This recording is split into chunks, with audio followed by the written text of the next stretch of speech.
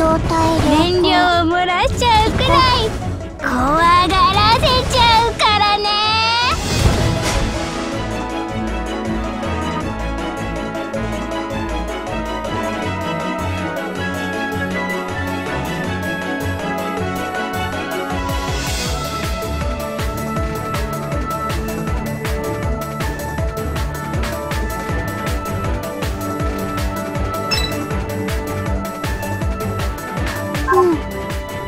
そこそこ。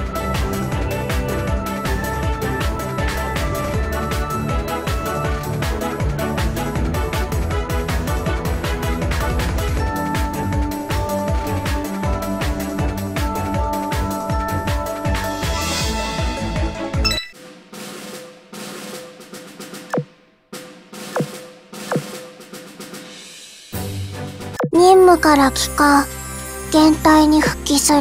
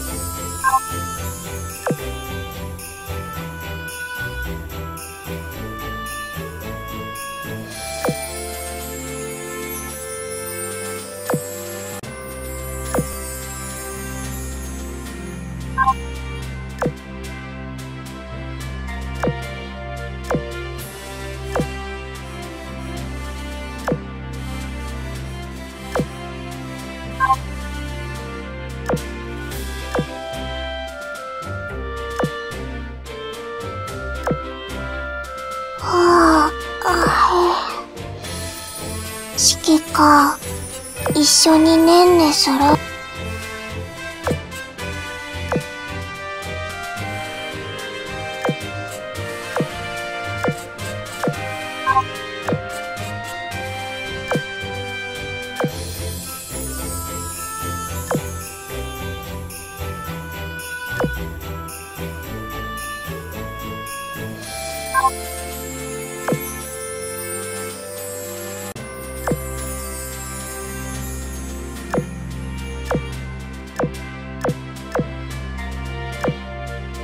はじめまして指揮官。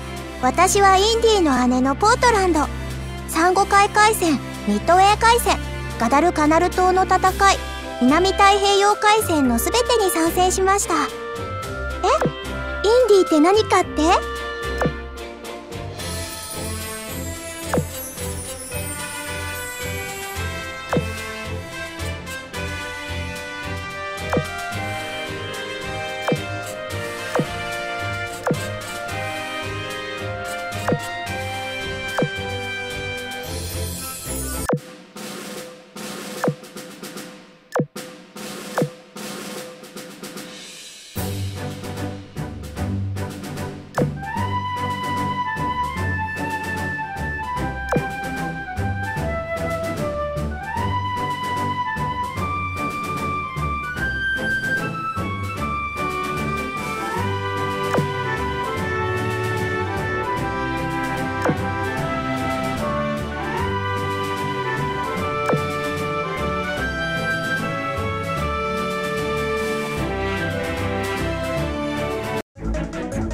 自己リミッター解除。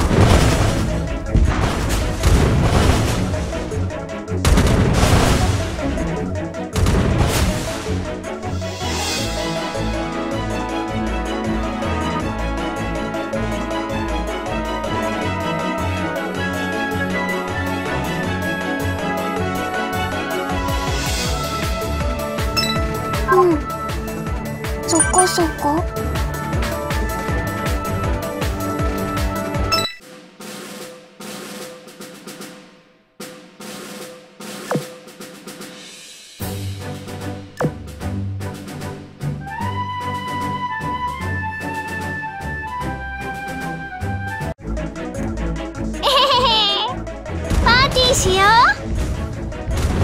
燃料を漏らしちゃうくらい怖がらせちゃうからね。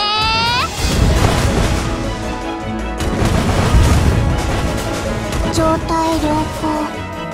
行こう。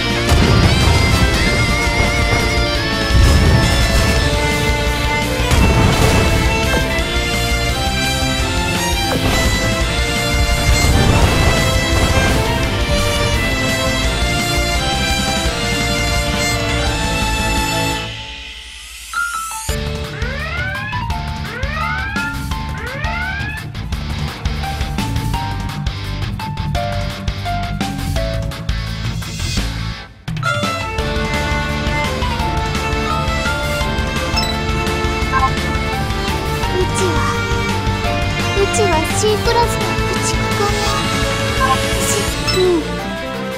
そこそこ。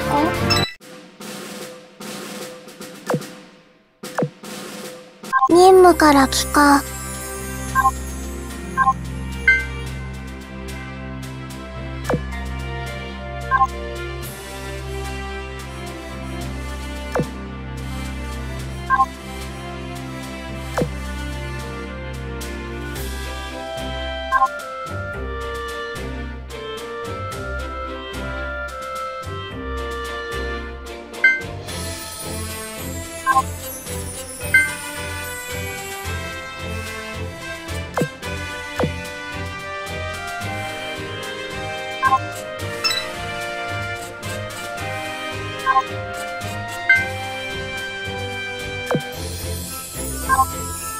私はレナウン級14戦艦レパルス。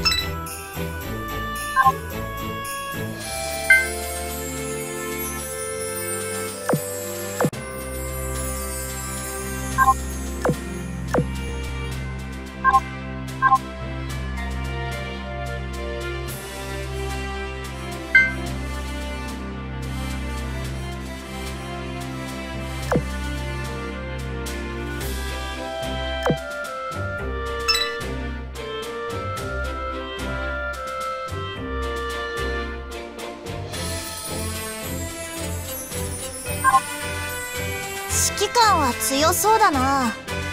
いつか手合わせしてみる？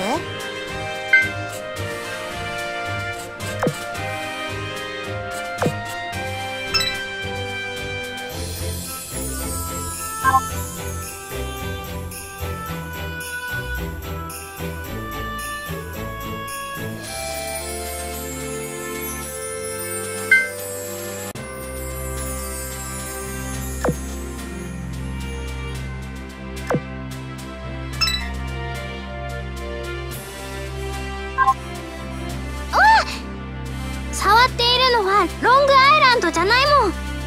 触ったのは幽霊さんなの。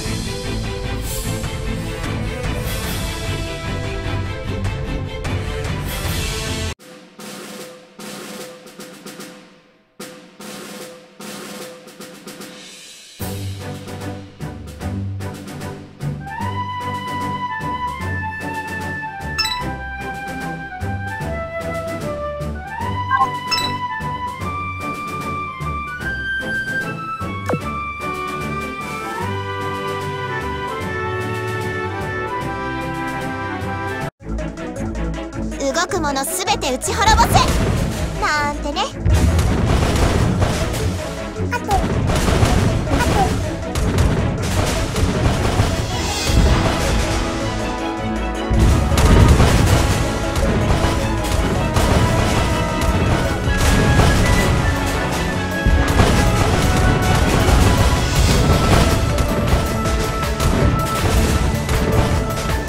状態良好。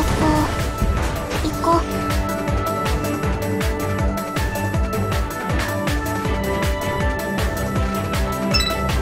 大好きなインディちゃん、お姉ちゃんすごい。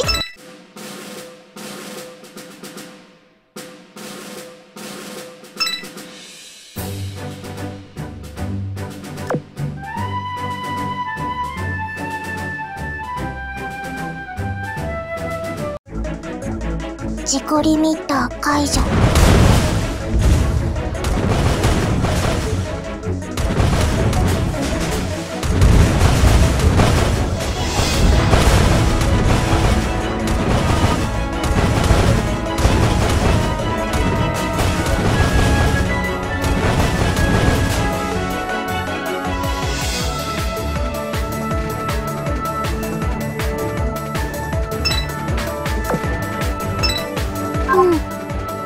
そこそこ。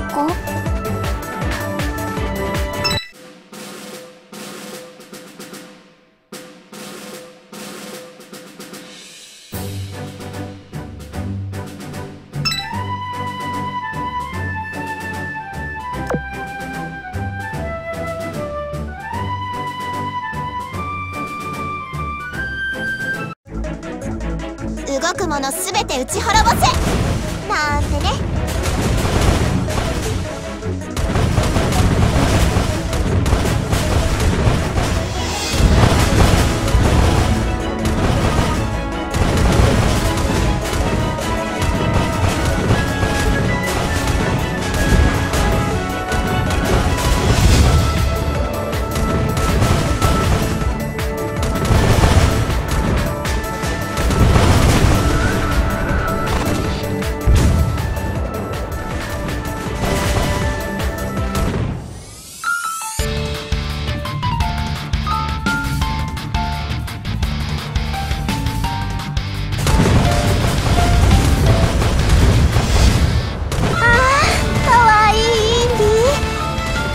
邪魔しないでくれる？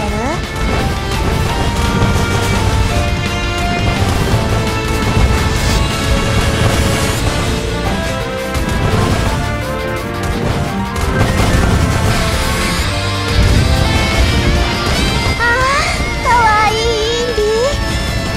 つか邪魔しないでくれる？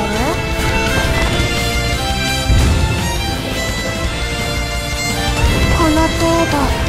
あの時と比べて全然。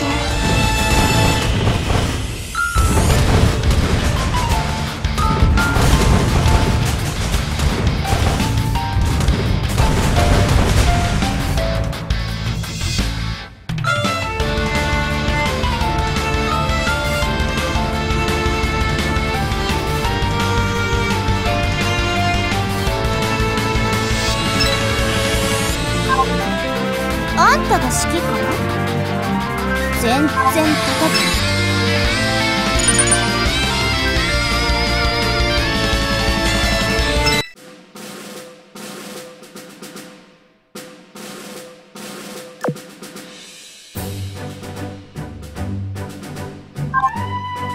任務から帰還。現隊に復帰する。い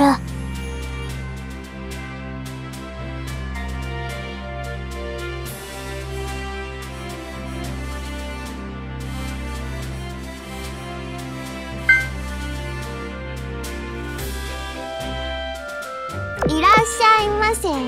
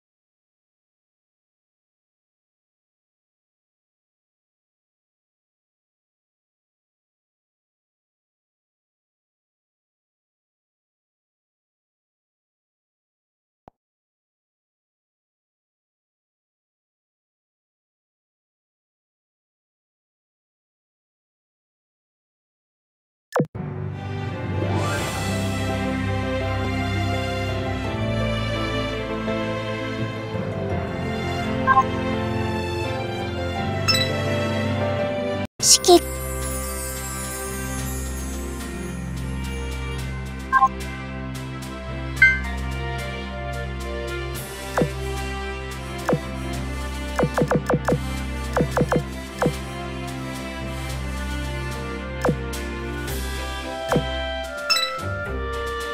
指揮官、こんにちは。私がレキシントンの妹のサラトガだよ。特に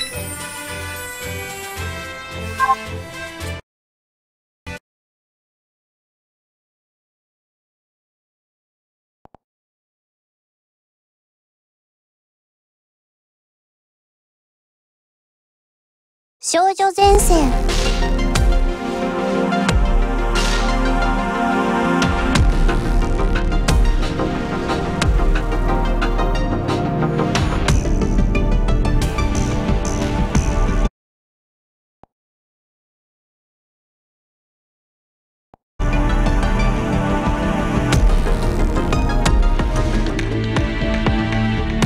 ただいま。待った？指揮官。任務完了。みんなお疲れ様。みんな BP2000 戻りました。 BP2000 行ってまいります。指揮官様、今日は何もお買い上げにならないのですか？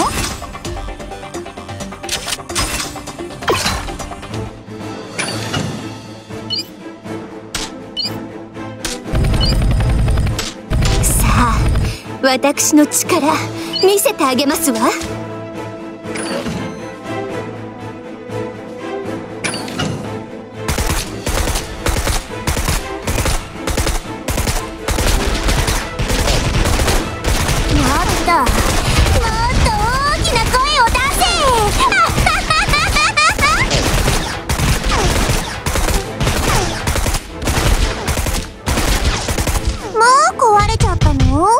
大したことないんだから。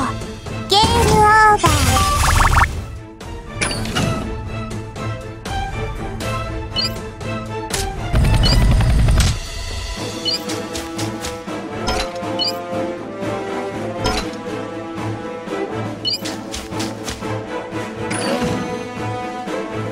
あらあら、敵ですわ。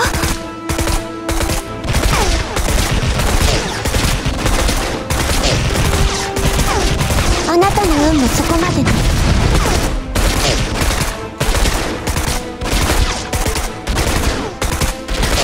いつか奴らにとって変わる。いつか。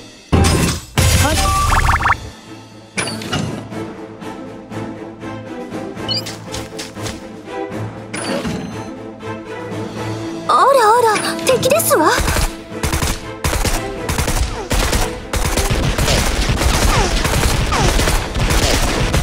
最後の一呼吸が終わ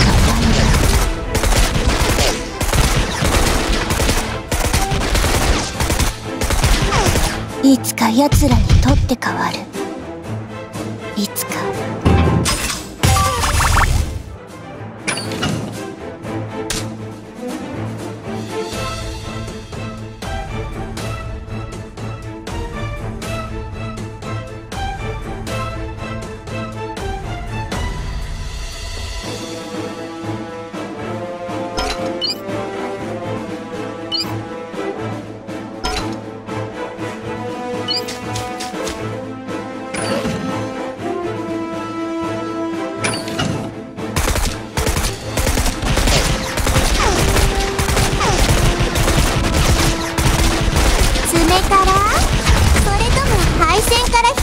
抜いてあげようか。もう壊れちゃったの？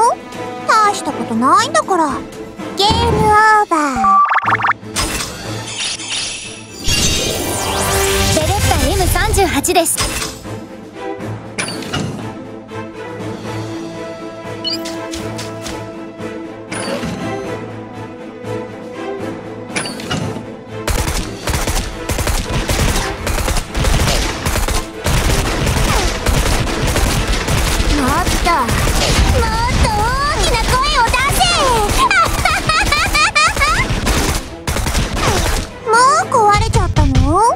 大したことないんだから。ゲームオーバー。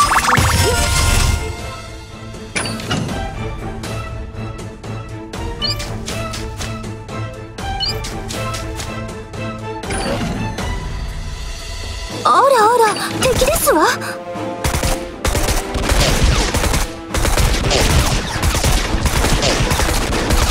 最後の一呼吸がいつか奴らにとって変わる。いつか。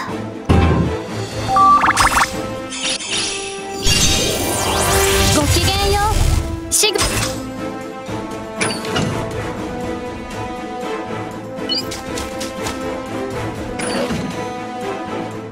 あらあら、敵ですわ。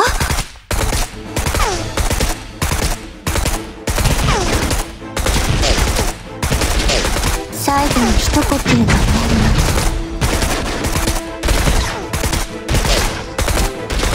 の。いつか奴らにとって変わる。いつか。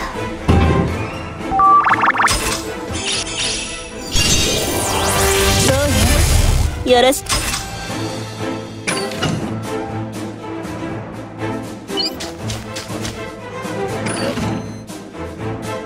あらあら、敵ですわ。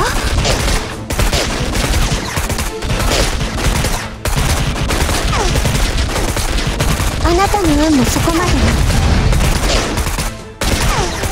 で。いつか奴らにとって変わる。いつか。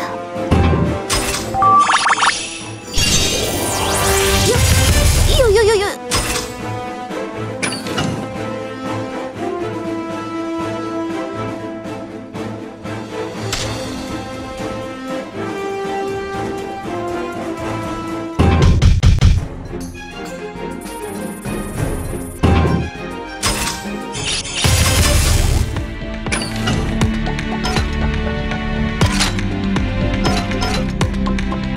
行かなくちゃダメ？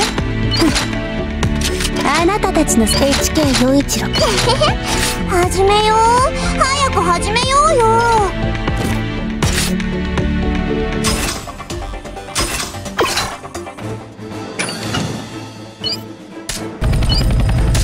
さあ、私の力見せてあげますわ。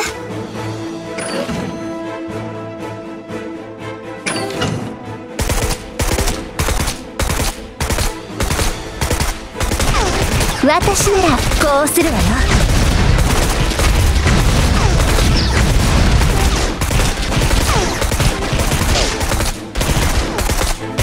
私にとってこの勝利は大したことじゃないけど、指揮官からしたらまあ。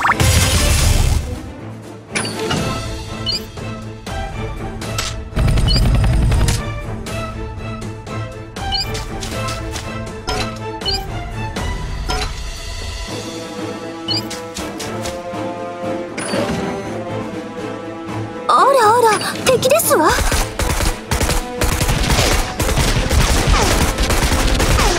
さっさと消えて。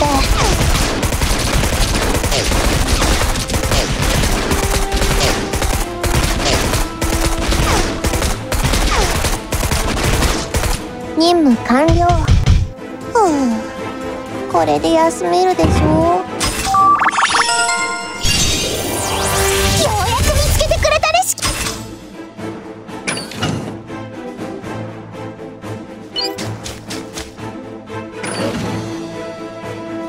あらあら、敵ですわ。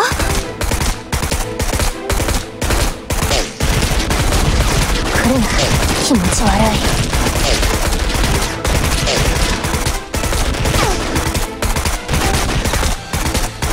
任務完了。これで休めるでしょ。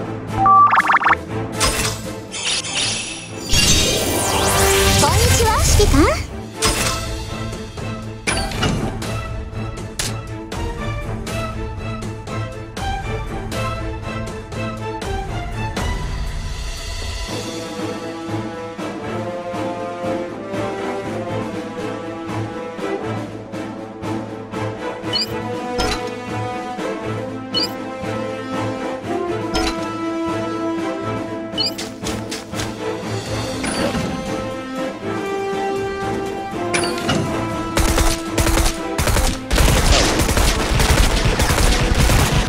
私ならこうするわよ。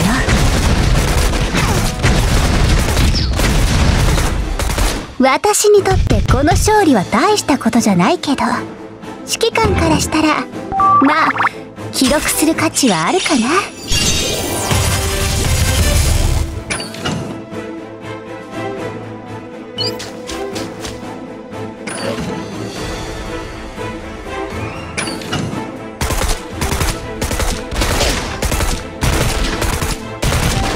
私ならこうするわよ。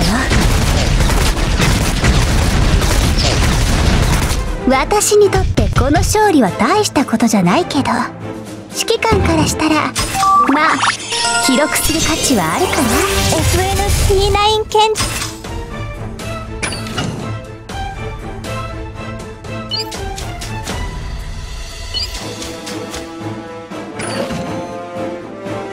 あらあら、敵ですわ。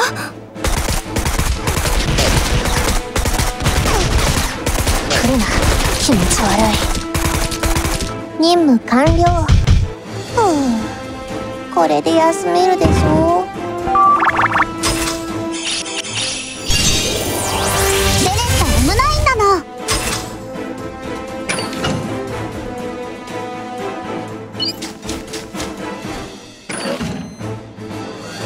あらあら、敵ですわ。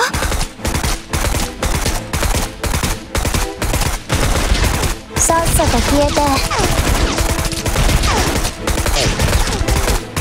任務完了。これで休めるでしょ。指揮官様、私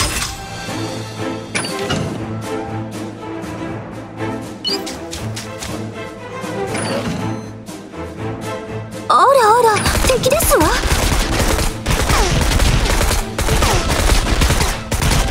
うるさいよ。任務完了。これで休めるでしょ。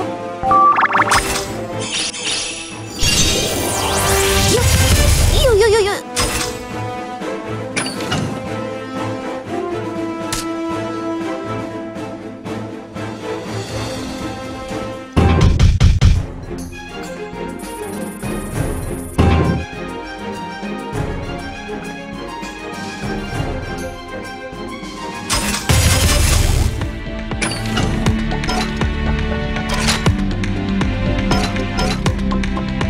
HK 陽一郎はじめ行かなくちゃダメ。あなたたちのセンスを直してあげるわ。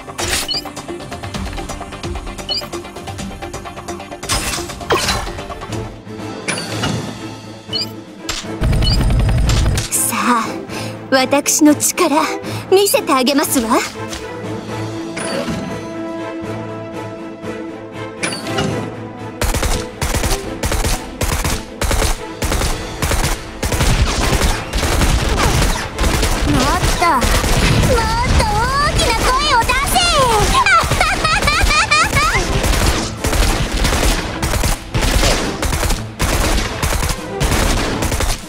壊れちゃったの？大したことないんだから。ゲームオーバー。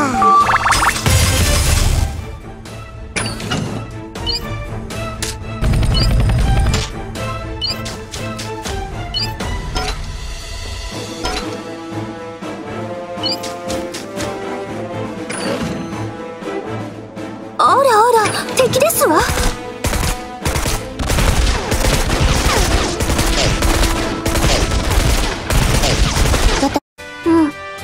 ボーナス受け取った。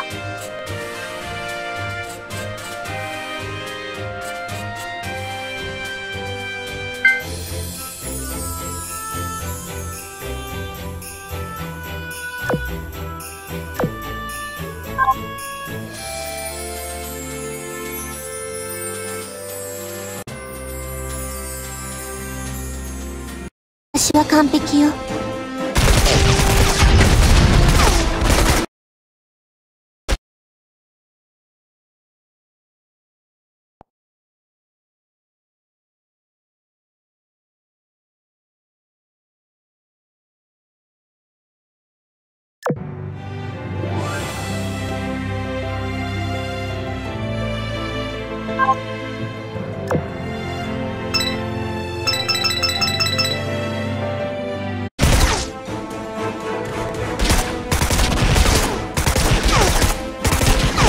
いつか奴らにとって変わる。いつか。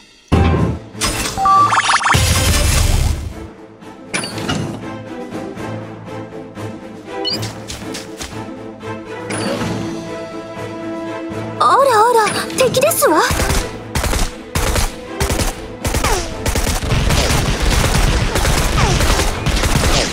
あなたの運もそこまで。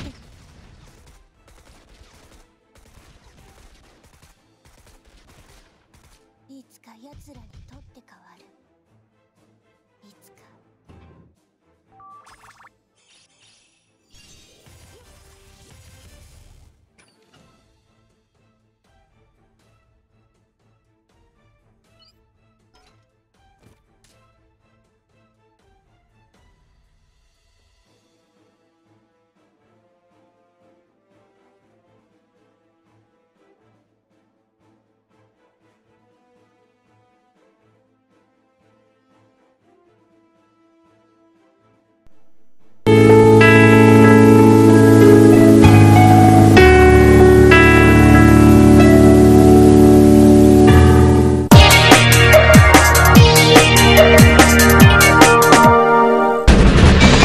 My name is Bear Grylls.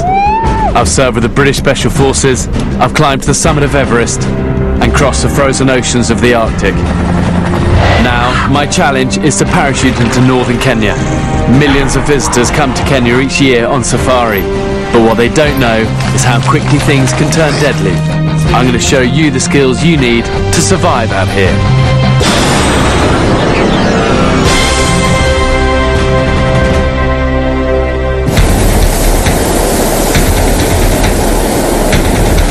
I'm 6,500 feet above northern Kenya's wild savannah. Every year over 2 million people come to Kenya to witness the raw beauty of nature.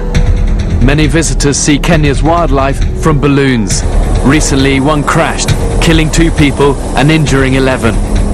The survivors were stranded in a country where attacks by wild animals account for around 70 deaths each year.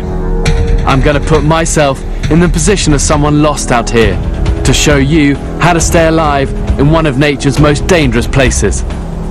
All I've got with me is a knife, a flint, a water bottle and a camera crew. The last time I parachuted in Africa, I broke my back in 3 places, so this is not going to be easy. But I've got to do it. So here goes.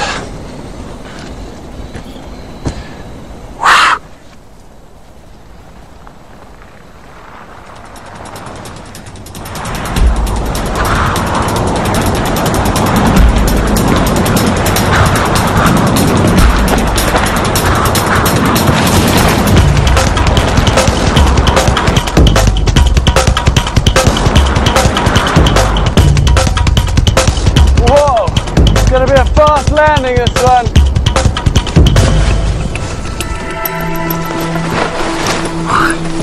I really smacked my arm. I tell you what, I'm right at the bottom of the African food chain here.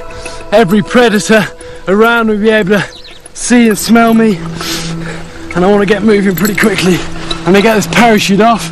There are a lot of things on this I could use for survival to help me, but the reality is most people who get stranded out here get stranded with nothing. Kenya is home to around 3,000 species of wild animals, all of them roaming free, many in savanna grassland just like this, and amongst them some of the most ferocious predators on Earth. It's midday, there's an intense dry heat, and the first thing that strikes you is a musty animal smell. These are lion tracks, look. Look at this, you can see the yeah, look, come over here, look, this is an even better one. Look at that. These are large tracks. There's at least 1 lion, and this is ideal hunting territory for them. Look at this, you can see the actual indentation of its paw in there. And then its claws, and this track is pretty fresh. I can tell that these are recent, because even in this soft sand, they're still clearly defined. generally you're most vulnerable if they're protecting their young, or if they're cornered, or if you surprise them. And this is what worries me about this sort of terrain, it's just stumbling upon them. You know, if they're mating, for example, you know, nobody likes to be interrupted then. And the bottom line here, in Africa, there are man-eating lions around. People often get into trouble here when their vehicles break down and they abandon them, risking animal attack and dehydration. The increasing popularity of walking safaris has also led to visitors being killed or injured in encounters with wildlife. If you're lost out here, the first thing you need to do is to find a landmark or fixed point to aim for. And for me, it's going to be that mountain. On the shoulder of the mountain I can see a glacier. That means meltwater forming into streams and rivers. And rivers means farms, villages and people. The sun is now moving towards the west, which means the mountain ahead of me is more or less due south, maybe 30 miles. But right now, I need to deal with more immediate priorities. The adrenaline's wearing off now, and I can see that I've cut myself here when I landed somehow, which is not ideal. In Africa, wounds like this can rapidly become infected, which often leads to fever, leaving you even more vulnerable to predators. So at the moment, I need three things.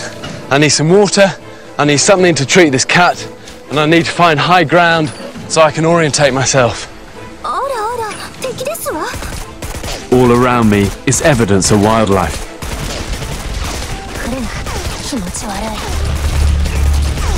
Elephants up ahead. I'm not sure how many they are. Looks like a breeding herd. Large herbivores such as elephant, buffalo or rhino can kill if disturbed. I want to be pretty careful of these guys.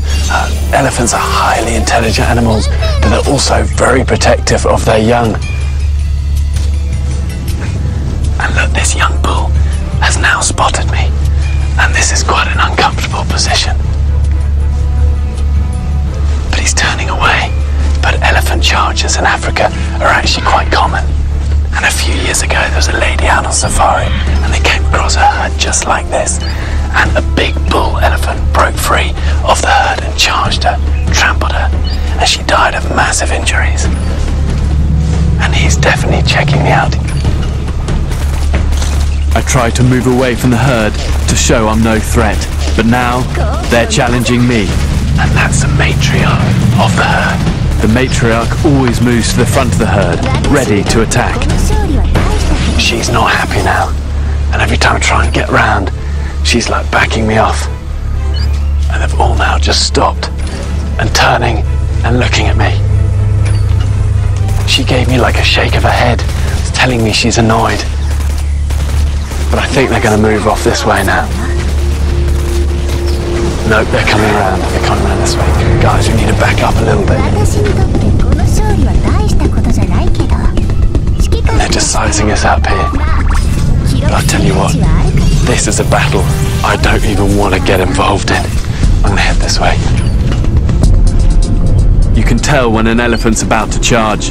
They'll often flatten their ears against their bodies and curl their trunks. If this happens, don't just run in one direction, but turn sharply to the left or right. Because of its poor eyesight, the elephant may continue to charge right past you. Now that I've got company, I'm more keen than ever to get to high ground and see what lies between me and the mountain. I'm going to try and reach the top of that rocky outcrop ahead, just so it can act as a good high point to get a view of all the surrounding area, find my bearings, see if I can see any prominent landmarks or any rivers or streams where I'll be able to find water. But climbing these outcrops is never as simple as it might look.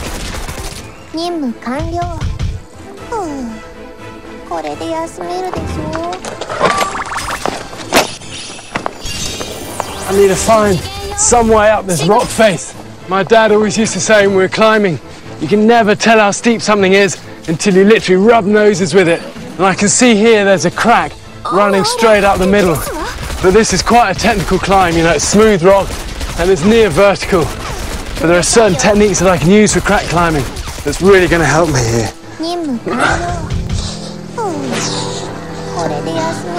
So much to climbing.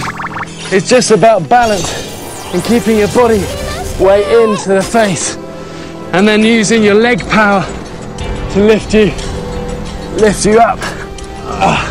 And just reach this little lip up here. Here we go, 1, 2, 3. What I can also do here in this crack is use my hand and jam it in and then make it into a fist. And that means I can lean out on it to rest or pull myself up. And just reach this last ledge. I'm over the top.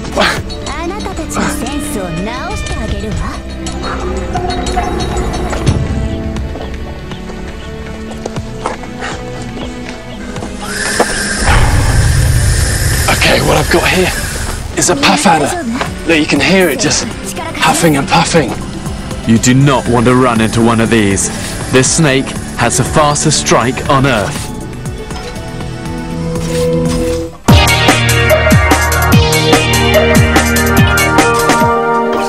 It's taken the world by storm. Now, relive the second season drama. Encounter the highs and lows. Watch out, watch out! Grab that pot! Of a job that some are dying to do in just 2 hours. Deadliest Catch, Best of Season 2 Special, premieres Tuesday, 4th of September on Discovery Channel. And that's puff adders can strike their body length in under a second. This one is about 3 or 4 foot long, so I'm taking no chances. Once I'm at the top of this outcrop, I'll be able to get a lie of the land, and more importantly, look for signs of water. Watch where you put your hands.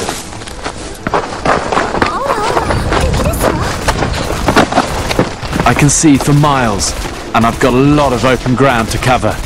But there's an upside. This is good news for me, this valley. And you can see what looks like a riverbed running through it. And that's going to be my best chance of getting water. But that will have to wait. To conserve what water I have, I need to get out of the sun.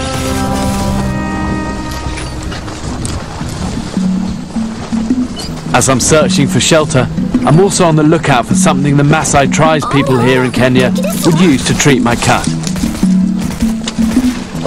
This is what I want. Some of this aloe.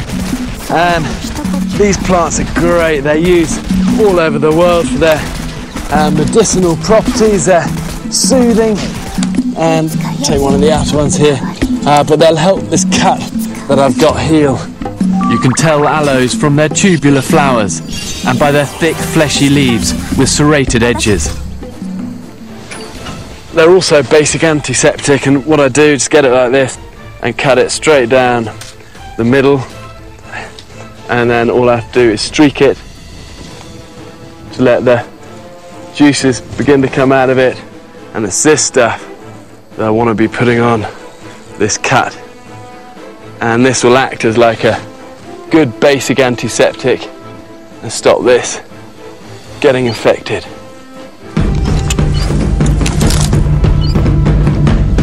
With my cut clean, what I need now is a place to stay cool. Look at this game trail. This is definitely leading somewhere. And yeah, wow, look at this cave. Just be a bit careful here. Wait!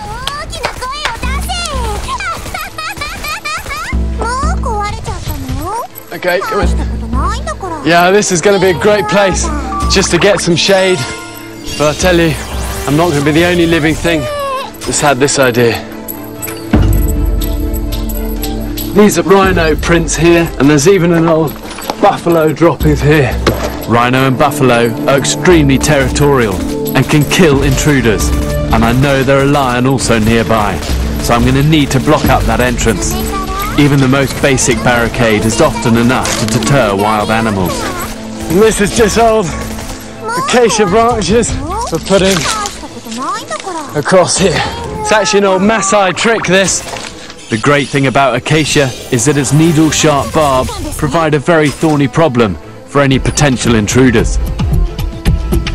But if any wild animal does get through my barrier, I need a secondary line of defense.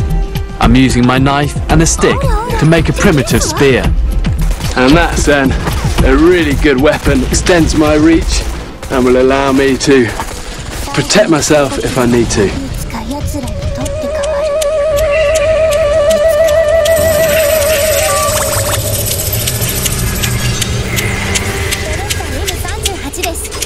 It's 20 degrees cooler in the cave.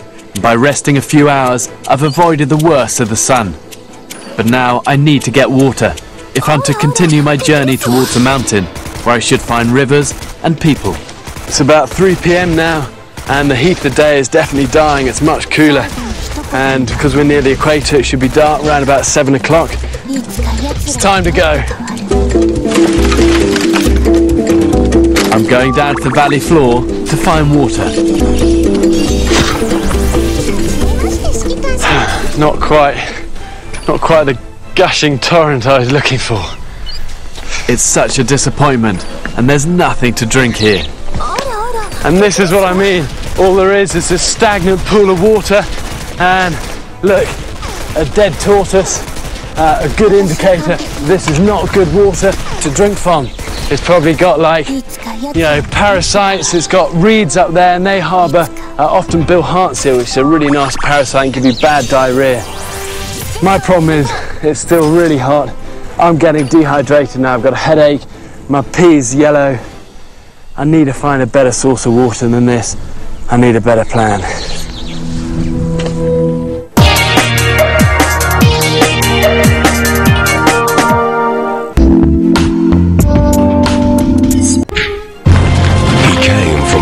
September on Discovery Channel.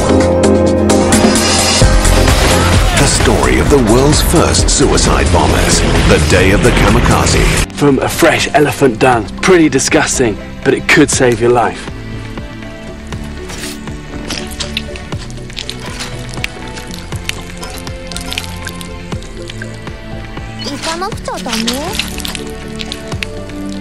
It's a real last resort.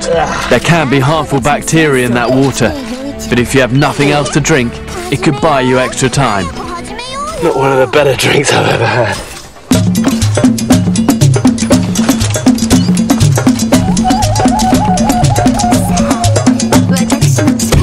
Look at this land. It's just completely featureless, and it's so easy to get lost here. And if you were lost in the middle of nowhere with no idea where you are, one of the best things you can do is just to pick one direction and stick with it. And the best way of sticking on your bearing is to pick a direction in the distance. Let's say, look under this tree, see that green bush over there, pick that, walk to it, and when I get to that, turn back, see where I've come from this tree, line up the next mark, and then walk to that. But obviously the distances would be much greater, but that's the idea, just going point to point. I'm looking for animal tracks, which will lead me to water.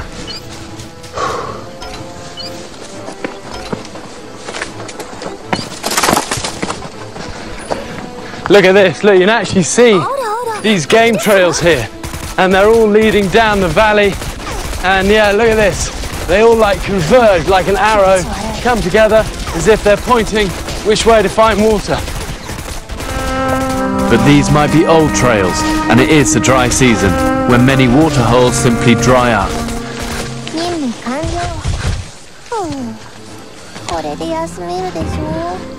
This is a really good source of water, this. Look, it's flowing, and it's looking pretty clear. And this is just the sort of place that animals would come down to drink.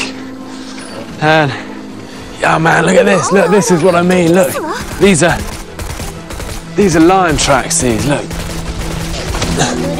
These lions are ambush predators, and it's important that I stand tall and I don't crouch down. When I crouch down, I'm saying that I'm prey. So I want to fill this water bottle pretty quickly.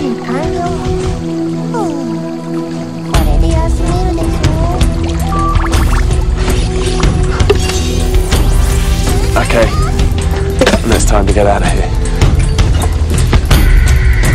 Best advice is always to boil water to purify it before you drink. But that takes time, and I want to keep moving.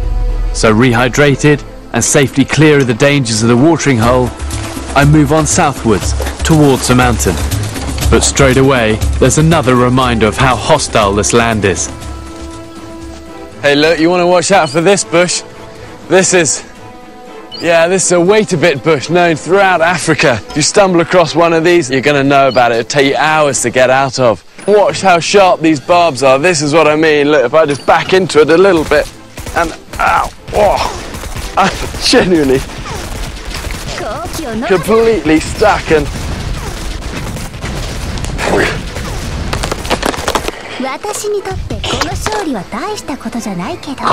Digs right ow into you. Look at my hand here, look. Just completely caught on it. That is a pig. You do not want to be stumbling into that in the middle of the night. Right, come on.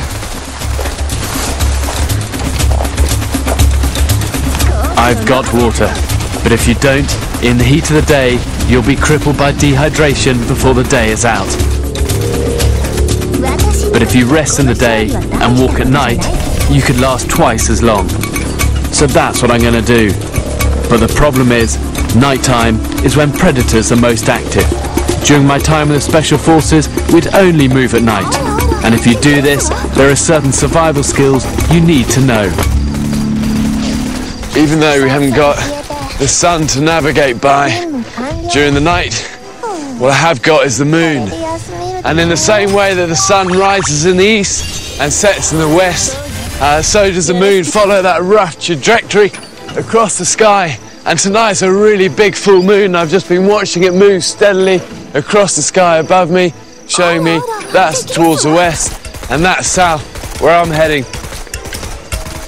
Walking at night, you never know what's out there, and you have to use all of your senses. It takes about 45 minutes to get your night vision, but when it does come, especially with a full moon like this, it's almost like walking in daylight. And when you do get your night vision, you want to protect it, so if you have to turn torch on to read a map or something, just cover one eye. And also, if you're trying to look at something in detail, use the corner of your eye. Your peripheral vision is much more sensitive than your focal vision directly in front of you. And this is something that early man developed as a good way of protecting ourselves against predators in terrain just like this. Something moves silently ahead of me, stopping me in my tracks. A lone elephant.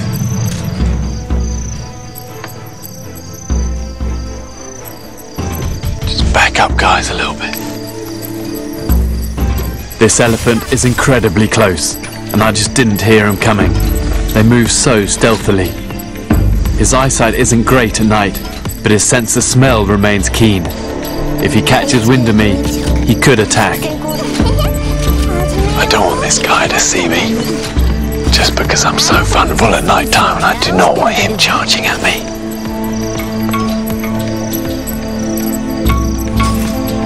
I'm just gonna let him pass in.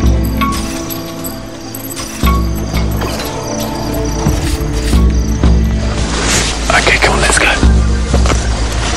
Moving at night in the savannah is fraught with danger, and you should only do it if you know what you're doing and it's absolutely necessary.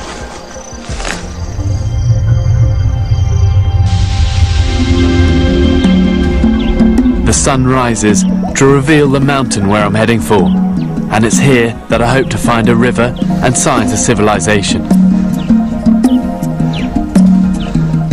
It's felt like quite a long night last night, but the dawn's come. It's so good to see the sun, it just gives you like new energy. But there's a mountain that's definitely considerably closer now. I reckon that's only about 10 miles away. The mountain seems tantalizingly close, but I've still got a lot of ground to cross, and I need to cover as much of it as possible before it gets too hot. But just as I'm really starting to move, I make an amazing discovery. Wow, look at this! Just a massive old volcanic crater. I think I can see holes in the crater floor. They could be man-made.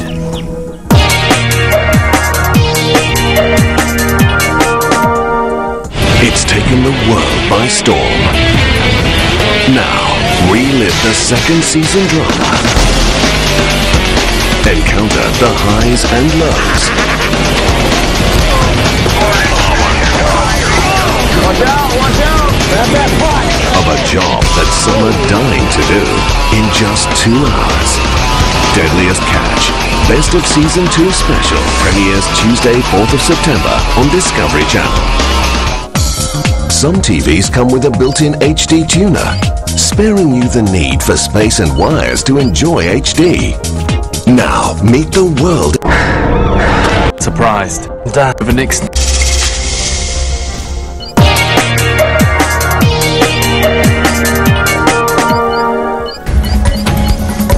I'm in northern Kenya, and in savannah like this, you're constantly at risk from animal attack, dehydration, and heat stroke. I'm here to show you how to get out alive. I'm on the rim of an extinct volcano, and I think I can see signs of human activity at the bottom. I need to get down there, but the sides of this crater are steep slopes of volcanic shingle. The fastest way down a shingle face like this is to scree run it. You need to dig your heels in and then use your hands for balance, zigzagging your way down.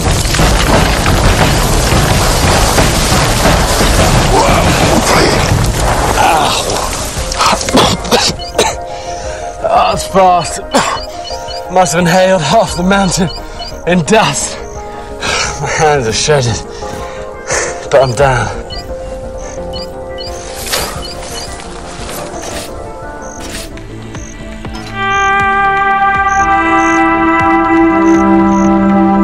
This place is long deserted, and I'm not surprised. This crater is a real heat trap. It's even hotter here than up on the savannah. What I thought were signs of habitation are actually abandoned salt workings. But at least there might be something here I can use. Stuff is so crusty and soft. And this bit here that looks like tar is actually salt. And it might not be the type you're used to on your table, nice and fine, but it is actually salt. And if I break a bit off here, I can actually use the crust of this to help heal my cut. Will replace lost mineral salts that I'm losing all the time through sweating, and also it'll actually act as an electrolyte if you've got diarrhea. So I'm going to take a little bit more of this with me.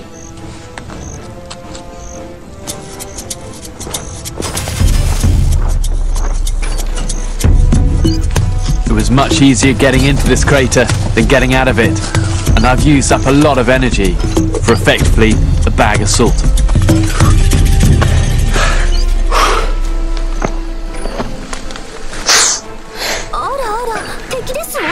Whilst I've been in the crater, it looks like the savannah's predators have been busy. Those vultures are a clear sign that something has fallen prey. There might even be a meal for me.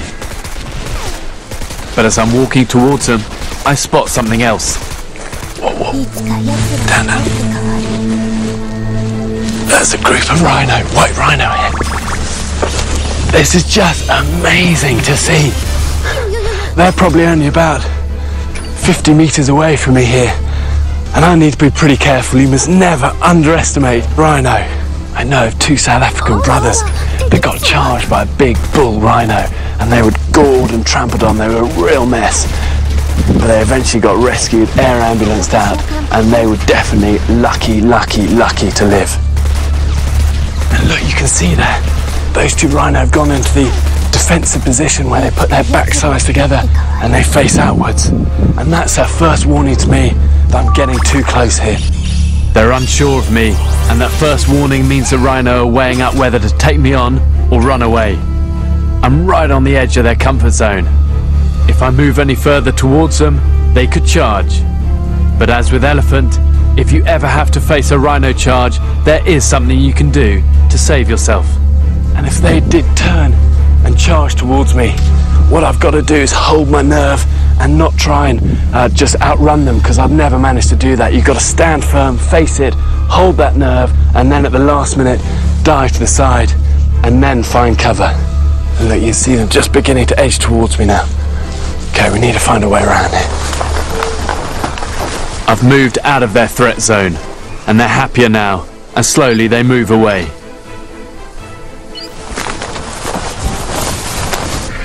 Those vultures I saw before are on the ground now, and quite close. They should have taken flight at my approach, but they haven't. And that can only mean one thing. Look at that, you see that? Those vultures there? They're so full of what they've been feeding off, they can't even take off. They're just like waddling up the hill. And this is what these vultures have been after. Look at this. Dead zebra, there's definitely a lion kill. And you can see where the lion's just taking it down, eating all the meat, all the innards, and then leaves the bone and the skin for the vultures circling above. Amazing to see it just so close. A kill like this can mean food for the survivor. And there are ways you can tell if the meat on it is fit to eat. Vultures are the first sign, as they will only eat fresh meat. Check also for maggots. The lack of maggots tells me that this kill is hours rather than days old. And if the carcass smells rotten, move on. But this meat is fresh and an excellent source of protein. And this is so tough, the skin. But look at under all of this. I gotta peel the skin back.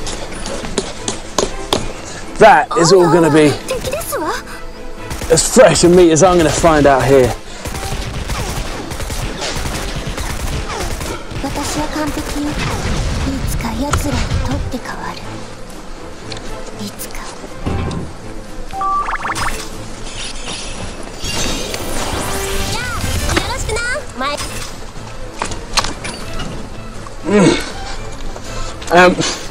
Even though it doesn't taste that magic, that's the best chance of me getting some protein.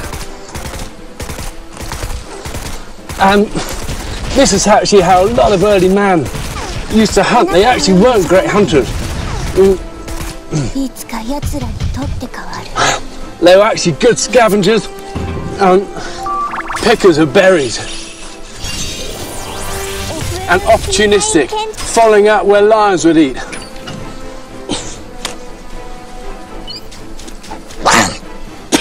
Oh, it's a nasty bit. And I keep the last little bit of the steak as much as I think I'm going to be able to eat in the next hour or so. And stick it in my pocket and eat this bit before it goes off. One last bit. Awesome.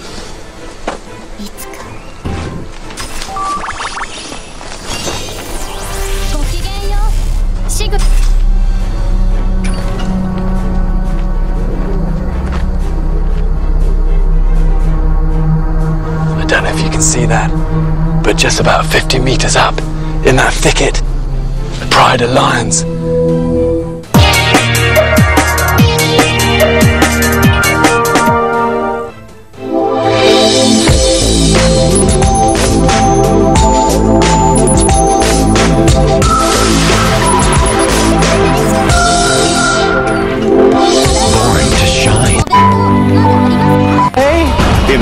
Falling in a flat. But I've got to be super careful here. Those lionesses are going to be so protective of their young, and it means I need to keep more distance. They can move 20 meters in just over a second, unbelievably fast. And their claws, razor sharp, one swipe, they'd disembowel a man. And a big male, if it went for you, one swipe straight across the neck, could take a man's head right off. And the only thing I could do, if it did go for me, is stand tall, put my arms out wide, make a lot of noise, clap, and basically try and bluff, because there's no way you can run. Their instinct is to chase. They're chase animals. They can't help it. And if you run, you're gonna be chased, and you're gonna be dead. Listen to that, listen to that. Okay, it's time we need to be out of here, guys. Okay, let's keep moving.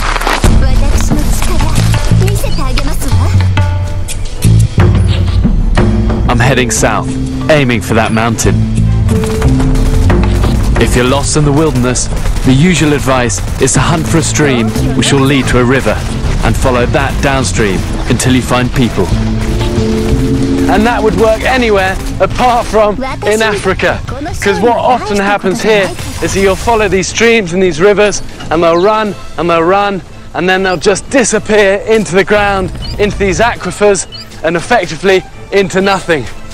And to have that happen to you would be a real bummer. So the best advice in Africa is actually to do the opposite than normal and head upstream, follow the water source all the way until you find some sort of civilization that way. I'm about to enter a new stage of my journey as the mountain gets ever closer. This is much more like it now here. This is looking much greener, and this should be the start of what will eventually lead up to the foothills. Also, these yellow fever trees are good indicators that I'm near a water source, as are actually those baboons over there that always hang out near good water. So what I'm going to do is try and find this water source and then follow that up into the mountains. Baboons are also a good sign that there are no major predators around, so I'm hoping to get some well-needed rest here. Been walking for most of the day now, and if I'm honest, I'm pretty bushed. I need to find somewhere just to lie up and to rest. And this isn't a bad place. We're pretty near water. The problem with being near water is mosquitoes. But what I'm looking for, which there's quite a lot of around here, is blackjack. And that's a really good insecticide. And here we go, there's one. Just take this, I can put it straight onto the fire. You can tell blackjack by its oval-shaped leaves bordered with coarsely toothed edges. It grows about 2 foot long, and when the flowers are out, they have pinkish-white petals. And that will help keep the mosquitoes away. Mosquitoes are the biggest killer of people in Africa because of the malaria they spread. So this will help me. Malaria kills 1 million Africans every year.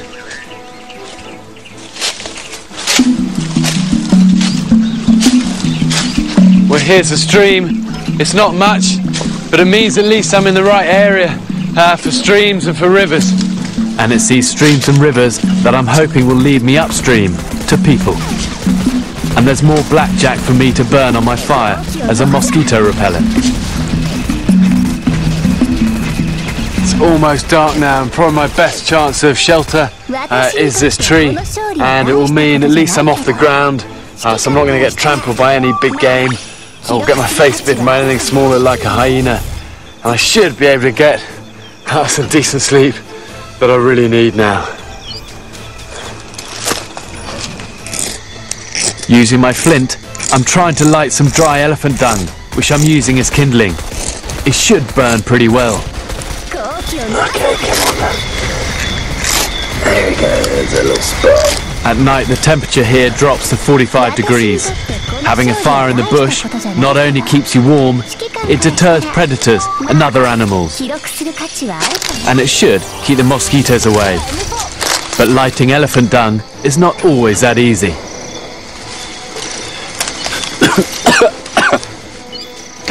Tell you what, the fumes of elephant dung is really not nice.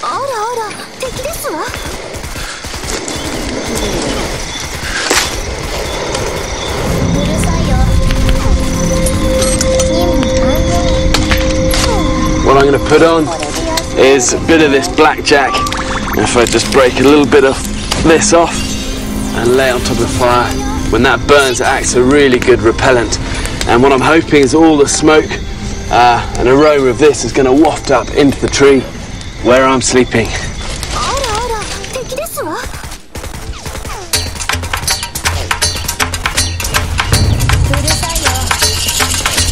My plan is to follow a river upstream.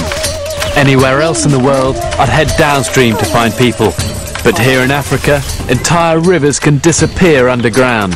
So I'm going up, towards the fertile slopes of the mountain. The river here is really starting just to meander around in these big loops. And I'm trying to find a place to cross so I can just shorten the distance that I've got to travel. That sound is unmistakable. Hippos. They're one of the biggest killers in Africa. If I got in this river here and tried to cross this, the bottom line is that I'd die. And the reason is those hippos. They are unbelievably dangerous. The males are so territorial and the females are very protective of their young. And the worst place you can be is between a hippo and the water. There's an Australian lady who's caught between a hippo and the water, and the hippo just went berserk, charged at her, flipped her in the air, trampled her and bit her to death. And that's just a warning to me to stay back. That's her first warning.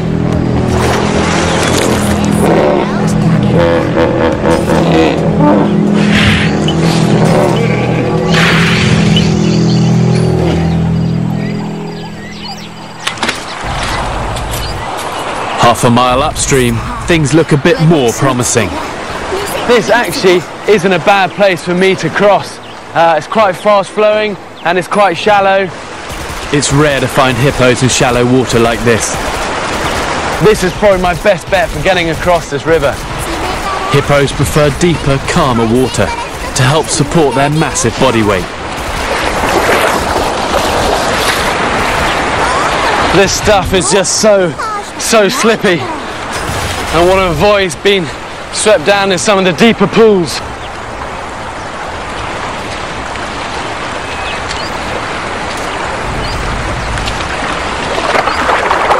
Take it easy, guys, here.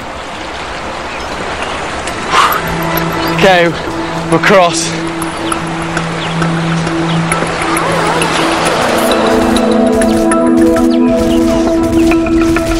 I'm following the river up the lower slopes of the mountain, and all around me are reminders that I'm in the midst of a constant life or death struggle. It might seem a lot of effort, but for me, the most effective way of following the river is to get in it. And this mountain water is too cold and fast for hippos. But what there are leopards, and probably why I'm better off sticking in this stream than trying to do battle with these steep ravines and forests.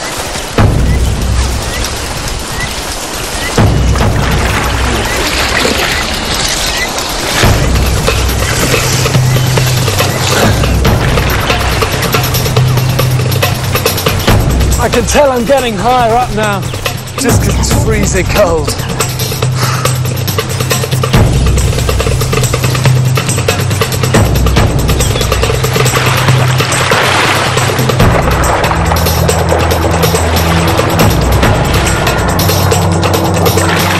The gradient is increasing, and that means steep waterfalls. But it's still easier for me to climb them than leave the river and climb some of the sheer precipices around them.